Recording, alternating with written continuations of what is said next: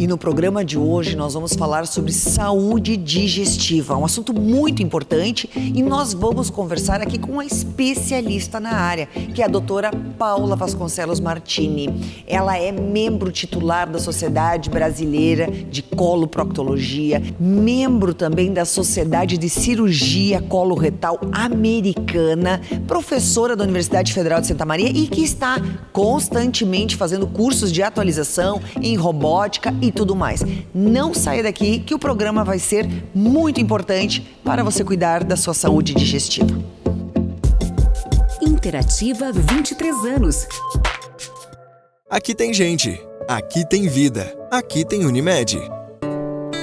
Grupo Felite, levando felicidade para onde for.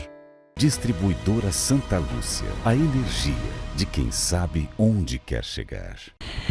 Muito bem, então o programa de hoje nós vamos falar sobre saúde digestiva. Obrigada, doutora Paula, médica proctologista que tanto trabalha aqui na nossa cidade. Fala então um pouquinho qual é a incidência, por exemplo, de um câncer de intestino. Bom, boa noite, Silvana, agradeço o gentil convite, como sempre, tá? E assim, tu me convidaste para falar a respeito do câncer do intestino, que é o meu assunto de preferência na área, né? E eu acho que esse é um assunto que a gente tem que falar, tá? Por que tem que ser falado? Porque o câncer de intestino é uma doença, em tese, prevenível, tá?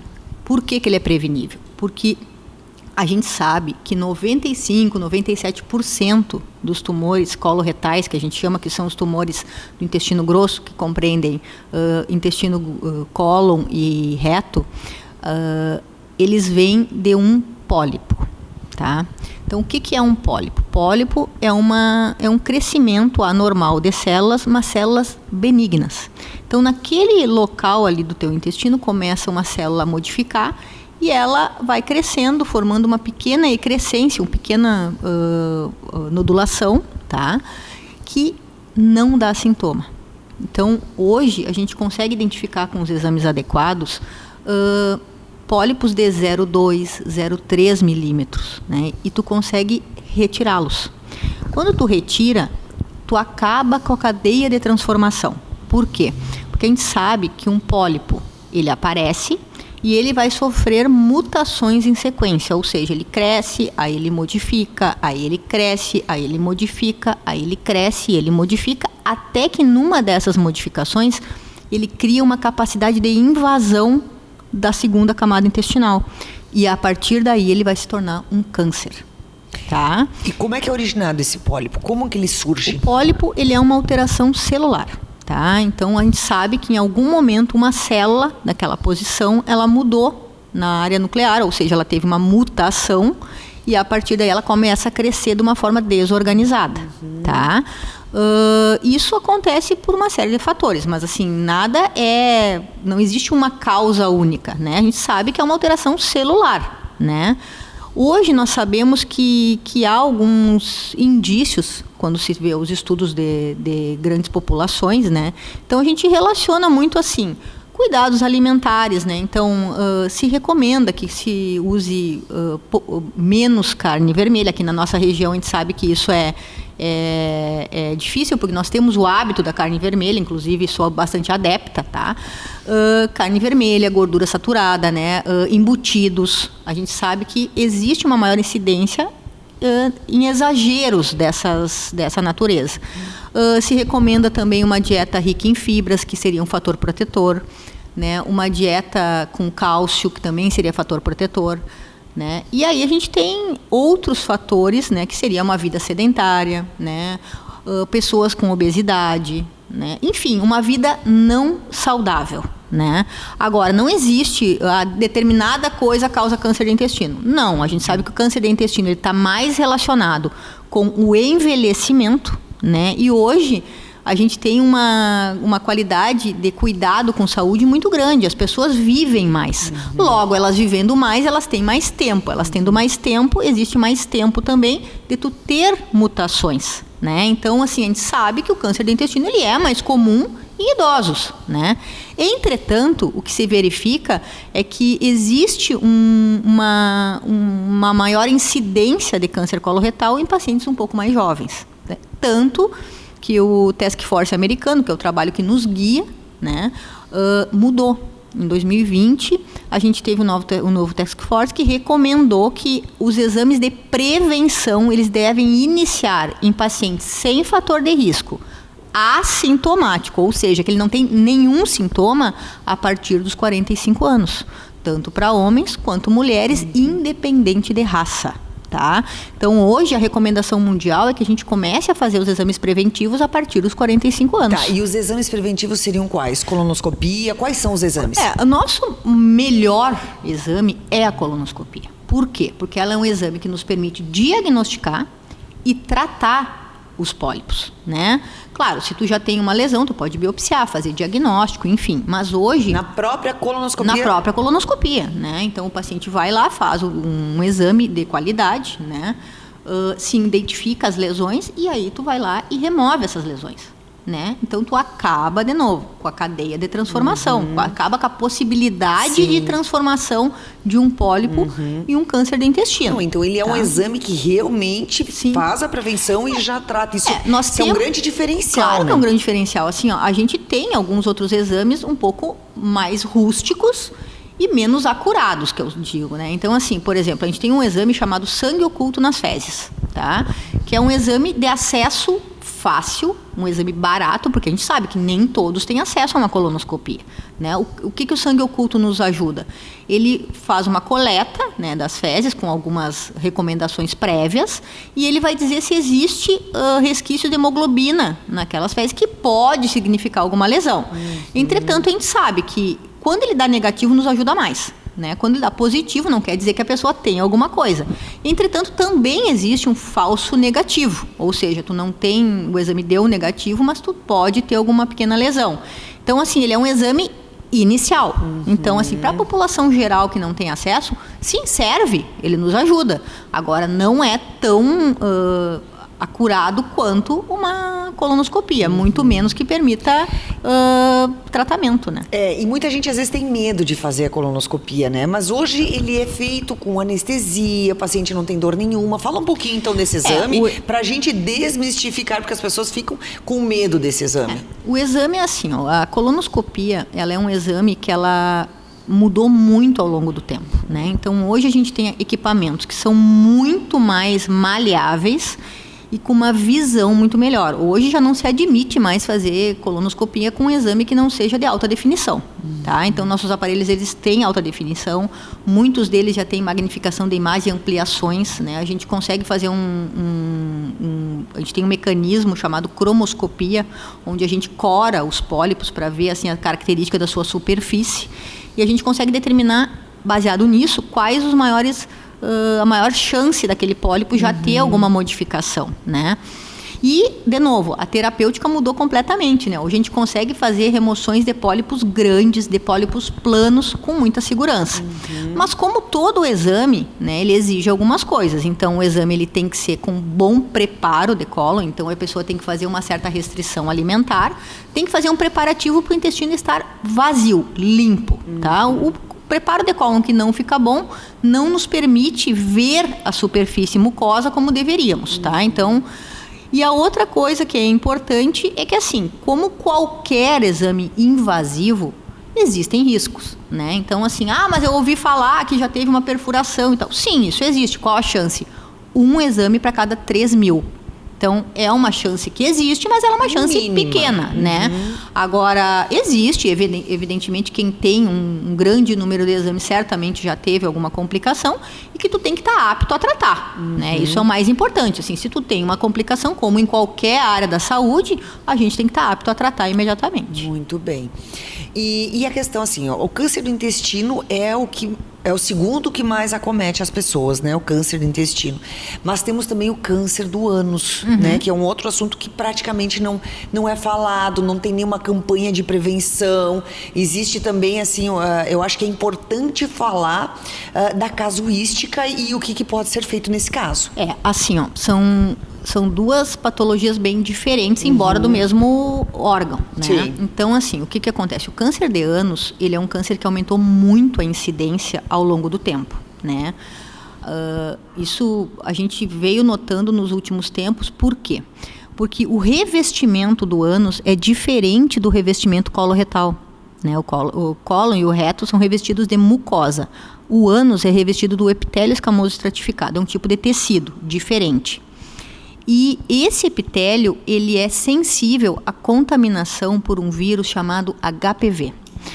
E o HPV, ele é um vírus que ele tem mais de 100 tipos, a gente já sabe, tá?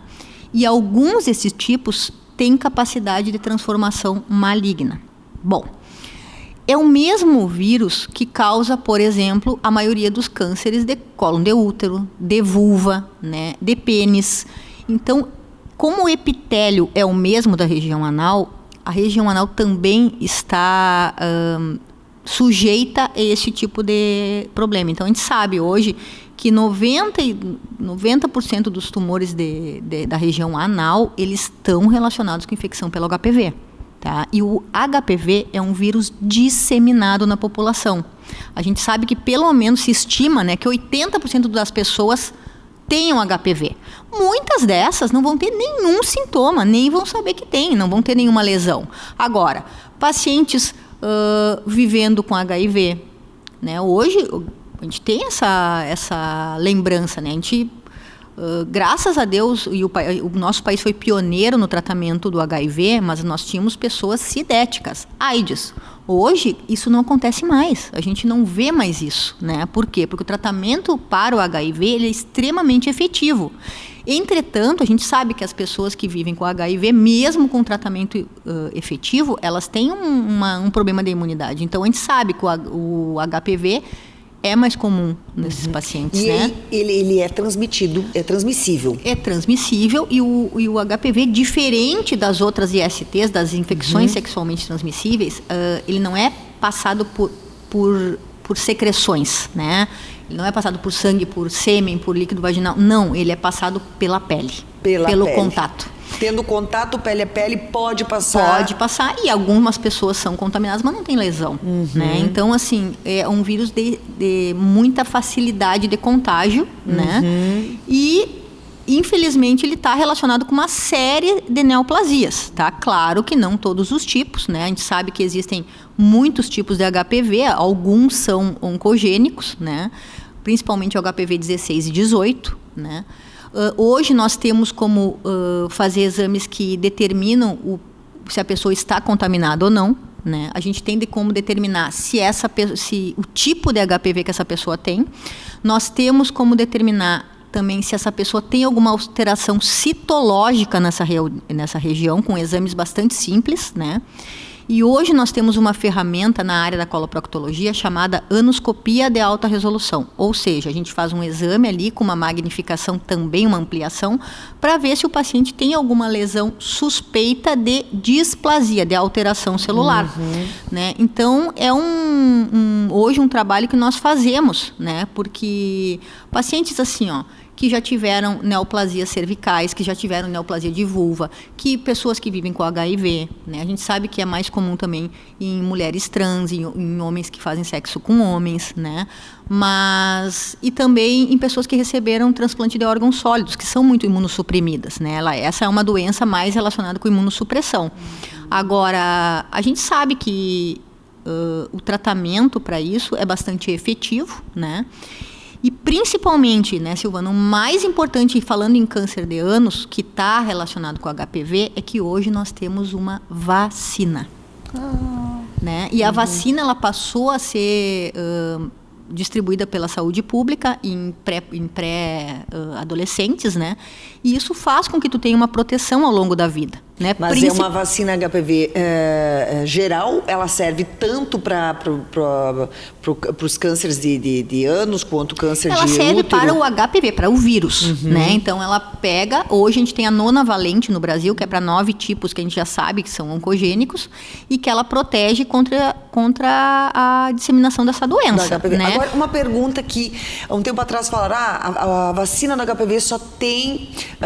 ela só funciona quando antes da vida sexual, né, dos adolescentes, dos jovens. Na fase adulta, ela tem alguma eficácia? Assim, o que a gente tem na verdade, essa pergunta é uma pergunta de difícil resposta, tá? O que a gente sabia? Não, quem já teve contato não tem eficácia. Isso mudou, né? A recomendação, a gente sabe o quê? Que ela te protege contra os tipos que tu não tem, né? E ela te protege em relação à evolução da doença. Talvez, se tu esteja contaminada, isso é uma questão ainda duvidosa, não se tem um dado muito robusto na literatura, mas a gente sabe e hoje se recomenda. Se a pessoa tem como fazer, a gente até determinada idade, determinado perfil, se indica sim que faça, para proteger principalmente dessa evolução desfavorável, né? Então, hoje a vacina é uma realidade, né? Ela já é vinculada à saúde pública, o que para nós também é muito importante, né? E ela protege dessa evolução extremamente difícil, que é ter essas lesões todas da região genital e anal, né? Porque essas doenças são de uma evolução extremamente difícil, né? E existe alguma relação, por exemplo, a pessoa que tenha hemorroidas, por exemplo, desenvolver um câncer? Assim, ó, Silvana, o que acontece? O câncer de intestino, vamos voltar lá no início, né? Ele tem alguns sintomas que são muito comuns a várias doenças. Então, assim, quais são os sintomas de alarme que a gente considera para doenças coloretais? Sangramento via anal, né? Alteração de hábito intestinal, ou seja, tu evacuava de uma maneira, não mudou dieta, não mudou rotina, passou a evacuar de outra maneira, tá? Um emagrecimento que não se explique seja progressivo, né? Alguma dor abdominal mais constante, mais progressiva, né? Então, assim, ó, se tu for ver pelo lado do sangramento, por exemplo, o que a maioria dos meus pacientes que hoje chegam no meu consultório, eles sentaram na minha frente, o que eles dizem? Eu tenho hemorroidas. Porque a ideia de que tu tenha sangramento é que tu esteja relacionado com essa doença. Então, assim, fissura, hemorroida, uma própria IST, uma doença inflamatória e o câncer coloretal, eles têm sintomas muito semelhantes, né? Então, hoje, o que eu posso te dizer? Doença hemorroidária não é fator de risco para câncer coloretal, tá? Pode algum mamilo hemorroidário ter alguma alteração degenerativa, enfim, mas assim, são coisas diferentes. Diferentes. A pessoa pode ter hemorroida a vida toda e só vai ter o desconforto, vai ter a dor, vai ter o sangramento, mas não necessariamente que vai ter um câncer. Exatamente. Mesma coisa com as doenças orificiais, né, Silvana? Assim, a maioria dos pacientes tem alguma queixa anal, elas chegam lá e me dizem, eu tenho hemorroidas. Sim, mas quando tu vai examinar, existem inúmeras doenças anais que não tem nada a ver com doença hemorroidária. Então, assim, é a doença, é a queixa que leva o paciente para o consultório, mas quando tu começa a examiná-lo, averiguar, não era bem assim. E a hemorroida, assim, pra gente terminar o nosso assunto das doenças digestivas, né? Ela tem também alguma causa específica, uma alimentação inadequada ou ela é genética? Não, a maioria das vezes ela está relacionada com mau hábito evacuatório, tá? Então, assim, a pessoa que tem dificuldade aos pés e não consegue... Assim, ó, tanto para mais quanto para menos, né? Às vezes a pessoa, mesmo se cuidando, ela tem um hábito evacuatório ruim, ela é muito constipada, ela tem evacuações assim muito difíceis, né? Fezes mais duras, ou ao contrário, quem tem diarreia mais crônica, né? Tu predispõe a um prolapso hemorroidário, a um aumento dos mamilos hemorroidários. Agora, as pessoas da mesma família têm os mesmos hábitos normalmente, né? Então, não é que tenha um perfil genético para isso, não. Mas as pessoas da mesma família costumam ter os mesmos hábitos. E as pessoas da mesma família, elas têm o mesmo perfil corporal. Existem pacientes com doença hemorroidária que não tem nenhum tipo de distúrbio evacuatório, né? Mas a conformação do canal anal predispõe a um aumento dessas estruturas. Então, tem uma doença hemorroidária que não está relacionada com evacuação, tá? Isso também pode acontecer, né? Mas assim, eu acho que o principal de tudo isso é o seguinte, a região anal é uma região que a gente não enxerga. É diferente de tu olhar tua pele, é diferente de tu olhar outras partes do teu corpo, tu não enxerga. Quando tu tem um sintoma anal, tu tem que procurar um médico. Né? Por quê? Porque tu tem que ser melhor investigado. Às vezes a pessoa sofre anos por um problema. Quando tu chega no médico é uma coisa simples que a gente pode resolver na consulta, entendeu? E hoje nós temos inúmeros métodos de tratamento pouco invasivos e que resolvem o problema do paciente. Então acho que o mais importante aqui é orientar a população. Não é todo mundo que vai ter, ninguém precisa ficar transtornado porque vai ter um câncer coloretal. Não, né? Agora, a gente precisa se cuidar. Fazer a prevenção. Né? Então, assim, ó, ao sintoma não há tempo. Tu tem algum sintoma relacionado, tu tem um histórico familiar, que é outra coisa muito importante, né? A gente sabe que o câncer coloretal, ele tem perfil genético, sim. Né? Então a gente precisa conhecer o histórico dessa pessoa, né? Tu tem algum familiar, tem alguém na tua família que teve alguma doença do intestino?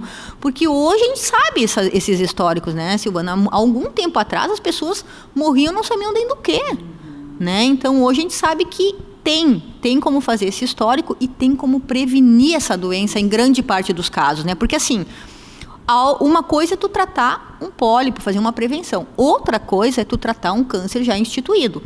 Hoje nós temos tratamentos para o câncer coloretal minimamente invasivos. A gente faz quase que de rotina tratamento laparoscópico. Agora nós temos o robô na nossa cidade que nos facilita muito o tratamento dessa patologia. Então são cirurgias minimamente invasivas e com excelentes resultados, tá? Mas infelizmente a gente ainda pega casos avançados, né? Que a pessoa procurou mais tardiamente, já tinha sintoma há algum tempo, né? E quando chega para a gente, infelizmente, já não é uma doença tão localizada. Mesmo assim, nós temos estratégia, né? Porque hoje a gente consegue, inclusive, determinar perfil tumoral para saber a que tipo de droga responde, a que tipo de tratamento vai melhor. E existem muitos casos que a gente consegue segurar a evolução dessa doença, né? Então, assim, não é quando a gente tem um câncer coloretal, isso não é uma sentença, né? Existem muitos pacientes que ficam muito bem, né? Agora, tem que se ter o diagnóstico, né? Então, assim... E rápido, né? E rápido. Acho que quanto isso, antes, né? Quanto mais precoce... Mais precoce. Agora, de novo, né? O câncer do intestino, em sua imensa maioria, tem uma lesão precursora. É aí que a gente tem que atuar, né? Então, assim, é como eu digo, né?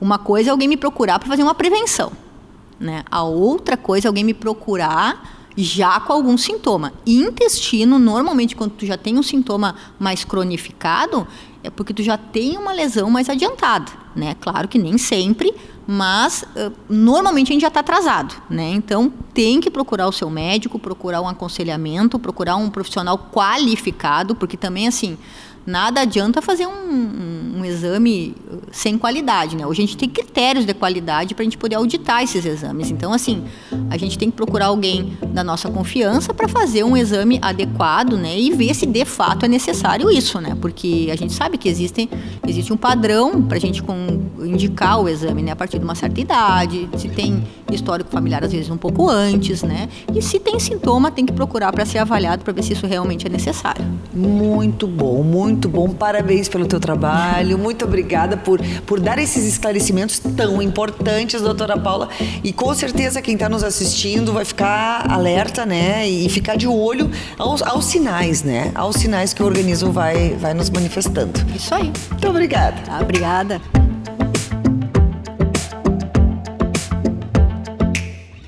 Aqui tem gente. Aqui tem vida. Aqui tem Unimed. Grupo Felite, levando felicidade para onde for.